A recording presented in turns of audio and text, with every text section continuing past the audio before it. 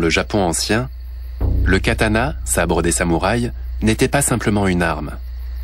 C'était également un symbole de statut social.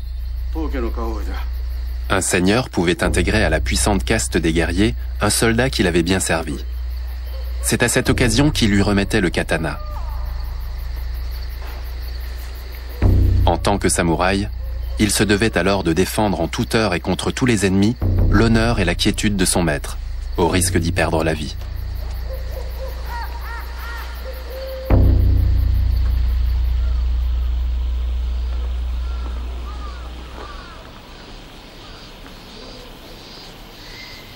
À partir du moment où il lui avait été remis, le sabre ne quittait plus son propriétaire.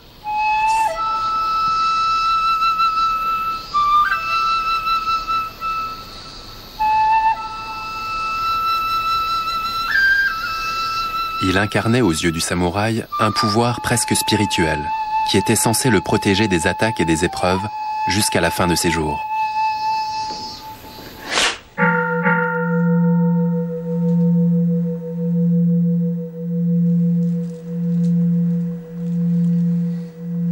Avant de forger un sabre, il convient de se purifier l'esprit.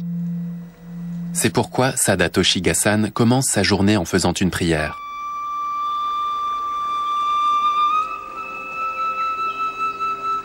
Ses ancêtres déjà étaient des bouddhistes très pratiquants, qui faisaient l'ascension du mont Gasan pour aller prier avant de débuter leur journée de travail.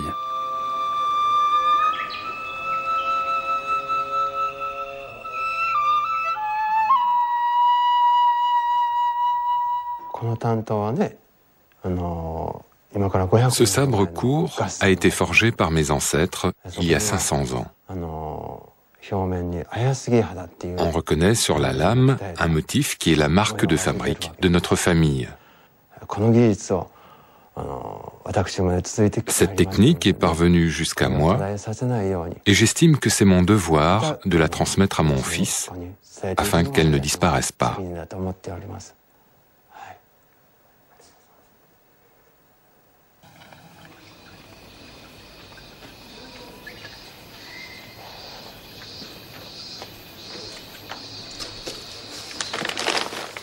Ce jour-là, il reçoit un paquet qu'il attendait depuis longtemps. Il contient le tamahagane de Maître Kihara. Maître Gasan recommande à son premier assistant et à son fils d'en prendre bien soin. Il ne faut pas en perdre un gramme. Après plusieurs semaines d'attente, le travail du forgeron peut enfin commencer.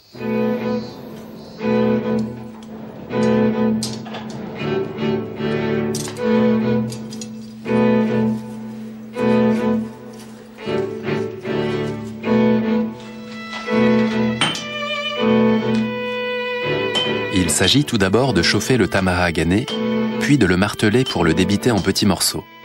Une tâche qui nécessitera plusieurs heures de travail.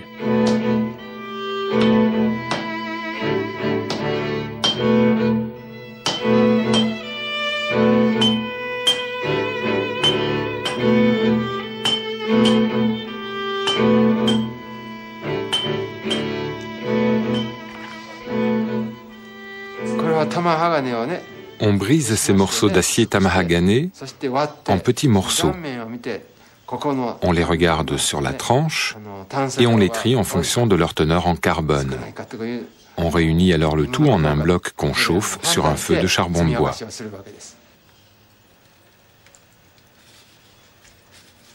Les gaufrettes de tamahagane sont ensuite empilées sur une plaque d'acier et recouvertes de papier de riz. Durant toute l'opération de forge, ce bloc sera constamment aspergé d'eau argileuse et de cendres. Cette méthode permet d'éviter les inclusions d'oxygène à la surface du métal, ce qui pourrait plus tard faire rouiller la lame.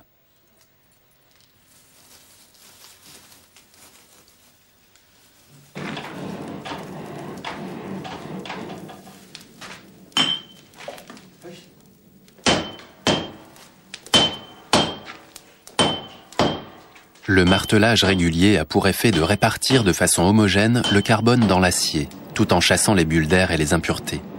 Une importante quantité de matière est ainsi perdue. La lame terminée peut peser jusqu'à 700 grammes de moins que le poids initial d'acier brut.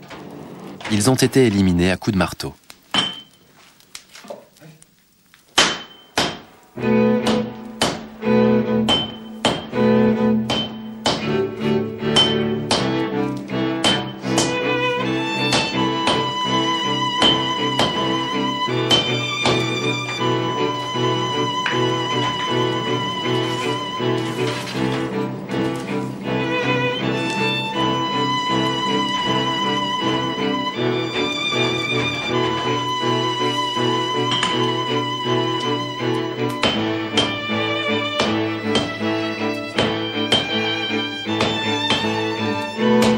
Pour être sûr de faire sortir les impuretés logées dans la masse du métal, il faut étirer et plier le bloc d'acier avant de reprendre le martelage.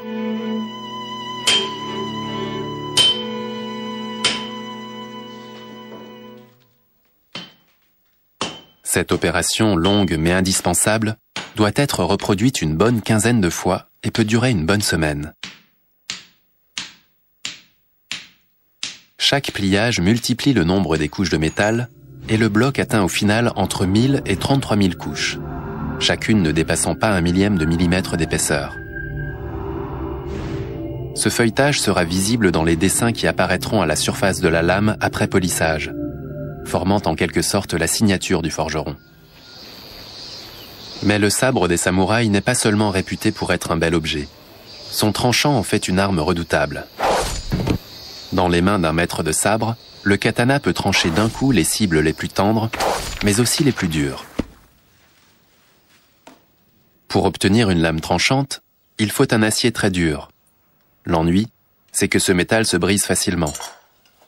Alors, les maîtres forgerons japonais ont mis au point une lame composite formée d'une enveloppe en acier très dur et d'un noyau central en acier plus souple.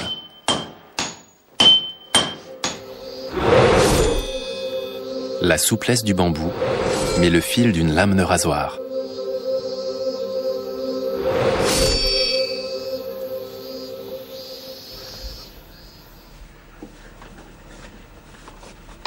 Il est 6 heures du matin. Takemi, l'assistant du maître forgeron, part travailler.